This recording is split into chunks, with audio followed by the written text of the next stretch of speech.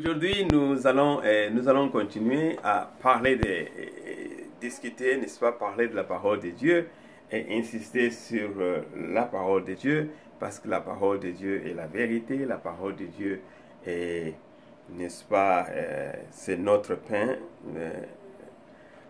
quotidien, la parole de Dieu est ce qui nous fortifie, et la parole de Dieu, elle est importante pour toi et moi, pour évoluer en tant que chrétien.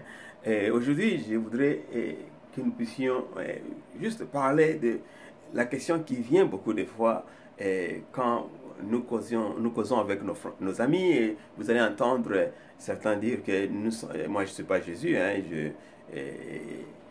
il est chrétien, mais il s'est dit qu'il n'est pas Jésus, il ne peut pas faire ce que Jésus a dit, alors que le Seigneur lui-même nous a dit que vous ferez ce que je suis en train de faire, et vous ferez même plus que ce que j'ai fait, n'est-ce pas? Et en Jean, je suis sûr que en Jean 14, 12, le Seigneur nous a dit que nous ferons plus que ce qu'il a fait. Nous ferons ce qu'il a fait, et nous ferons même plus que ce qu'il a fait, parce qu'il va vers le Père. Parce qu'il va vers le Père. Ça veut dire qu'en ce moment, nous sommes capables de faire ce que Jésus faisait. Et parfois la question c'est pourquoi est-ce qu'on ne le fait pas?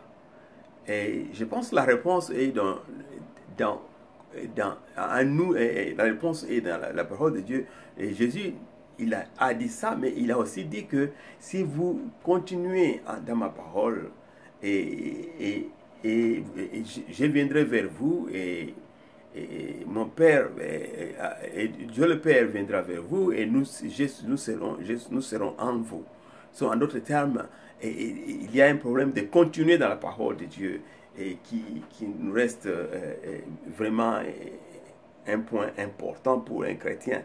Nous sommes chrétiens, nous devons continuer dans la parole de Dieu. Ce n'est pas à lire un jour et après nous allons continuer avec d'autres activités. C'est pourquoi j'ai pensé qu'il fallait que je présente cette parole aujourd'hui encore, et essayer de réfléchir si sommes-nous Jésus. Oui, nous sommes Jésus parce que nous suivons Jésus. Nous avons Jésus, quand il était à 2 pas de mourir, il disait que je vous prends maintenant comme mes amis, parce que je vous ai donné tous les secrets. En d'autres termes, nous avons tous les secrets de Christ, et dans tout ce que nous faisons, nous sommes comme Jésus-Christ. Et tu te souviens, Jésus-Christ, il est allé à la croix, et je me souviens quand le jugement allait entre les Juifs qui l'avaient, n'est-ce pas, arrêté, et il disait que qu'est-ce que nous allons encore, et quelles sont d'autres raisons nous devons chercher. Et il vient de dire qu'il vient de blasphémer, il dit qu'il est fils de Dieu et tout ça. Ils disent que ça c'est la raison pour laquelle nous allons le clouer. Alors Jésus est le fils de Dieu. Et il a dit ça à maintes reprises. Et c'est même une raison que ils avaient conclu qu'il va falloir le crucifier à cause de ça. Et en d'autres termes, ici, Jésus est appelé fils de Dieu. Tu es aussi appelé fils de Dieu. Tu es appelé fils de Dieu. Tu es appelé enfant de Dieu. Quand tu regardes à Jean 1, où il est écrit que tu es appelé fils de Dieu, aussi enfant de Dieu, en Jean 1, verset 12. Et la parole de Dieu dit que à tout celui qui a reçu la parole de Dieu, et il a donné le pouvoir, qui a cru en la parole de Dieu, il a donné le pouvoir d'être enfant de Dieu. D'ailleurs, juste au début, en Jean 1, il est dit, au commencement était la parole, et la parole était avec Dieu, et la parole était Dieu.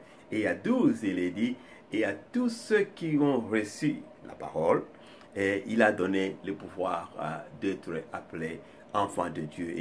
C'est-à-dire, mais à tous ceux qui l'ont reçu, à ceux qui croient en son nom, il a donné le pouvoir de devenir enfant de Dieu. La parole de Dieu t'a donné le pouvoir de devenir enfant de Dieu. Tu n'as plus à te poser des questions si tu es enfant de Dieu, tu es fils de Dieu, tu es enfant de Dieu. Et mon frère, ma soeur, tu es enfant de Dieu.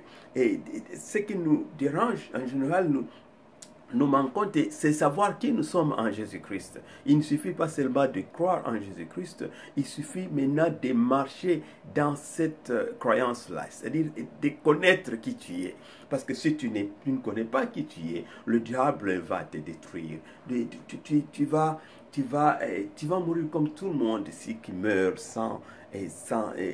qui meurt vraiment sans, qui met à cause de l'ignorance. J'aime oser, n'est-ce pas, Osée 4:6 qui parle de mon peuple périt par manque de connaissances. Le manque de connaissances, c'est vraiment ce qui tue les enfants de Dieu. Et quand Dieu lui-même dit que mon peuple périt par manque de connaissances, il connaît que la connaissance qu'il nous a donnée, elle est suffisante, n'est-ce pas, pour transformer et pour déplacer les montagnes, pour changer ce qui se passe dans ce monde. Nous avons le pouvoir. Jésus nous a redonné ce pouvoir-là que Adam a perdu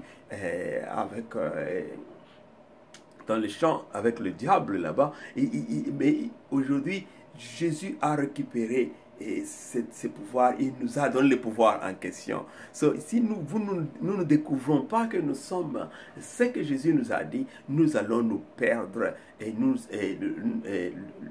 le diable va prendre avantage de nous et il va nous détruire. Et vous savez, lui ne vient que voler, tuer et détruire, selon Jean 10:10.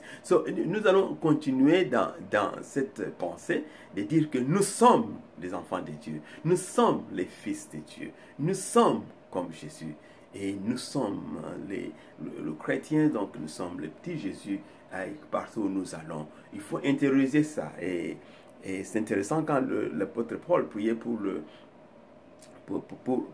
chrétien en Philine, n'est-ce pas, en Philémon 1:6, il dit que je voudrais que vous pouviez, pour que la communication de votre foi puisse être effective, il va falloir connaître toutes les bonnes choses qui sont en Jésus-Christ. Je voulais dire ça. Donc connaître toutes les bonnes choses que nous avons en Jésus-Christ, c'est une des clés vraiment pour résister le diable effectivement. Sans cela, nous sommes de céder quand il ne faut pas céder. Nous sommes les enfants de Dieu. En 1 Jean 4:17, il est dit, tel il est, tel nous sommes aussi dans ce monde. De qui on parle? On parle de Jésus. Tel que Jésus est aujourd'hui, parce que Jésus vit, Jésus est ressuscité, il vit à jamais, tel il est, la parole de Dieu nous dit, tel qu'il est aujourd'hui, et tel nous sommes aussi dans ce monde. Nous sommes comme Jésus dans ce monde. J'avais ajouté, pensant toujours dans le même sens, au 1 Corinthiens, n'est-ce pas, 2:16, qui nous parle de la pensée de Dieu. Il dit que, car qui a connu la pensée du Seigneur pour nous instruire? Or, nous avons la pensée de Christ. Nous avons la pensée de Christ, nous sommes Christ, nous qui suivons Jésus, nous avons beaucoup d'avantages. Travaillons, il va falloir connaître ces avantages-là pour vraiment nous réjouir de cela. Au cas contraire, nous allons croupir, souffrir là où nous ne devons pas souffrir.